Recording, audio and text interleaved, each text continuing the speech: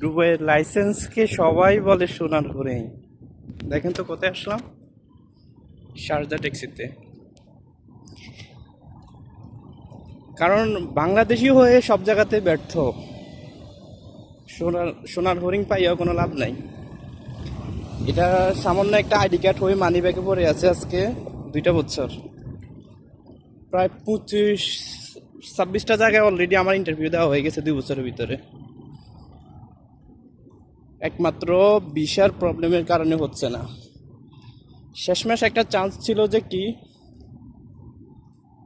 অন্তত শারজা ট্যাক্সিটা হচ্ছে যে আপনার গভর্নমেন্টের, এখানে আসার পরেও দিয়েছে বাংলাদেশ নেটির কারণে। আমি যখন কাজের কথাই বলছি সর্বপ্রথম আমাকে বলবি কি বাংলাদেশি, হ্যাঁ বলছে বাংলাদেশিদের বিষয় হচ্ছে না, এবং কি কোম্পানিও নিতেছে না বাংলাদেশিদের বিষয় বাইর না হওয়ার কারণে। এটা অলরেডি আজমানের কাছাকাছি। আমি সেই শারজা রোলার কাছ থেকে এখানে আসছি শেষ একটা চেষ্টা দেব বলে, অবশ্য সেখানেও ব্যর্থ হয়ে গেলাম। চলে যাচ্ছি। এর থেকে মন খারাপ আর কিছুই হতে পারে না বাংলাদেশিদের জন্য। বাংলাদেশিরা সবচেয়ে বেশি অবহেলিত আছে সংযুক্ত আরব আমিরাতে,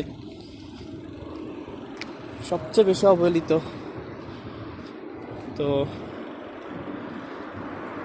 ডক্টর ইউনূস আসার পরে আমরা একটু আশাবাদী ছিলাম যে অন্তত এইগুলো অন্তত ঠিক করবে। শেষমেশ এগুলো কিছুই হলো না। আমরা শেষমেশ প্রবাসীরাই আমরা ভুক্তভোগী। ভালো থাকেন, আসসালামু আলাইকুম। অনেক গরম পড়তেছে।